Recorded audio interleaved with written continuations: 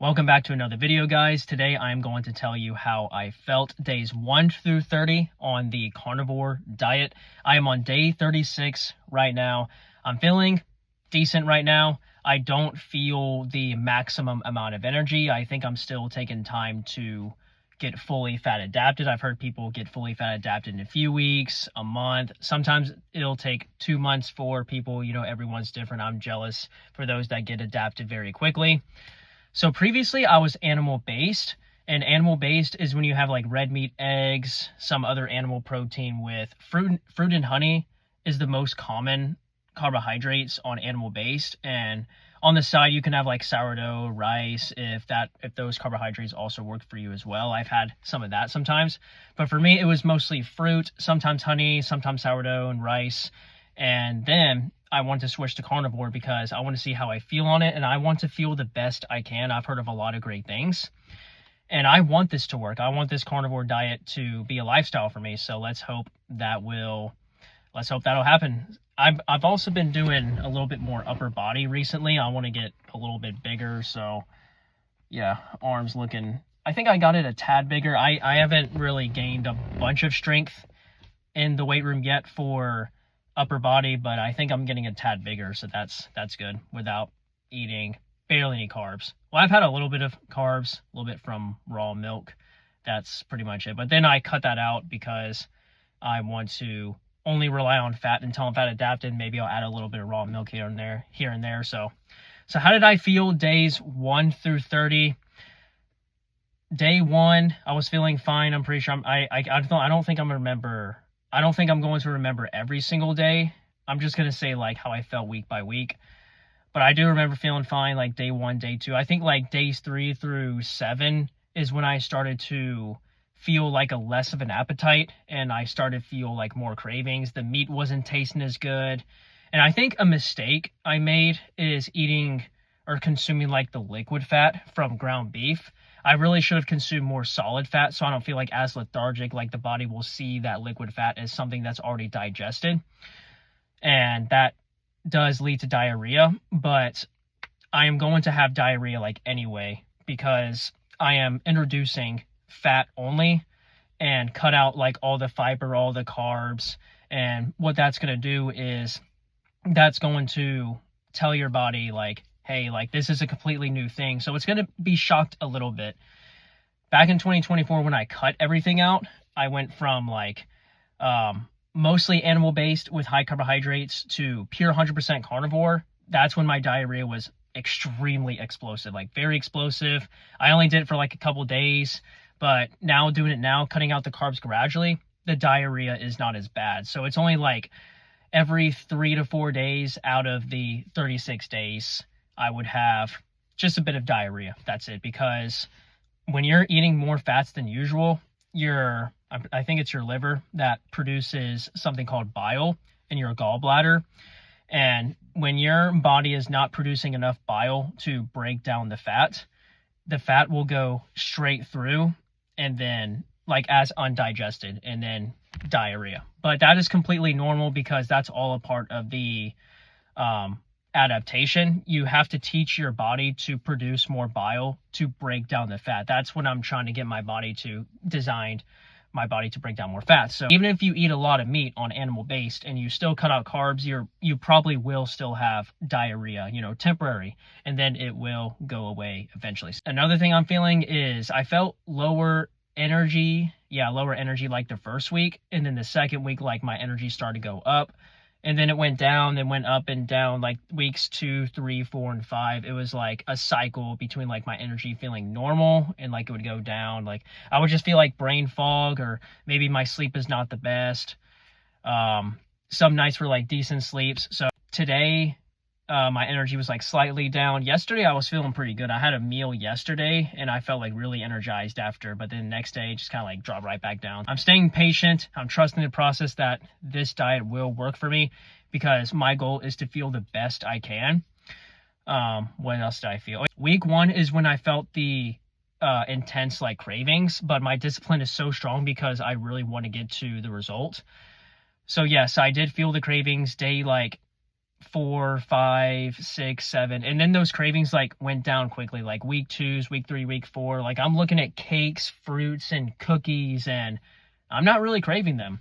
I think the more tired you are, like the lower your energy is when adjusting to carnivore, I think you'll have a little bit of cravings. Like for me, my experience, I had like maybe just a little bit, but it's not that bad at all. Like my discipline, to push through the adaptation process is so strong because I really want to feel the best I can. Once I'm feeling the best I can, those carb cravings are going to be gone. There is no like thoughts in my head about carbohydrates at all. Like I feel that my body wants energy, not carbs. So, yeah, that's how it went days 1 through 30.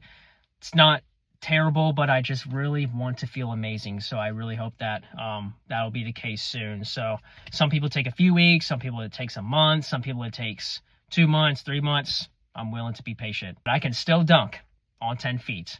Been doing some like other dunks on like 910, 911, but I can still dunk without carbs. Let's go. That's an accomplishment that I accomplished. Now just got to feel the best I can. Coming soon. All right, here are the sessions.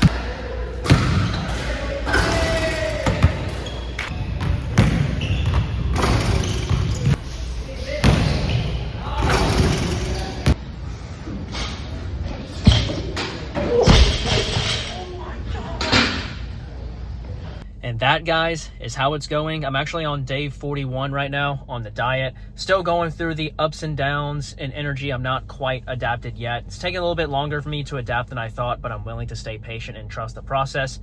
So starting off, I didn't jump that bad. I was jumping kind of good, but then each week, I think I was just barely feeling a little bit of performance going down, and I started pushing myself again in the weight room, so maybe that's another factor. When I was on carbs, like right before the adaptation process, as I was decreasing my carbs like 100 and then 50, I was jumping really well during that. I got 10.9 off a drop step, 10'3" dunk outdoors. I was smashing 10 foot easily off lobs, smashing two-handers, effortless reverses. I even got it off the dribble. But that was before the adaptation process. And then that's when I was like fresh also, and push myself in the weight room, pushing through the adaptation process, still able to dunk, which is good. At least I'm not like way off my potential. You know, I'm just probably like maybe a few inches, maybe 2 to 3 inch dip. So I'm not really jumping that high right now, and result in me over jumping because I wanted to get as much as possible. So yeah, the last 2 sessions, those were like the roughest because my knees were not feeling that good. So, but yeah, at least I'm still able to dunk, and I should probably take it easy until I am adapted and hope to feel the insane energy soon. And I will keep you guys updated. So thank you guys for watching, and I'll see y'all in the next video.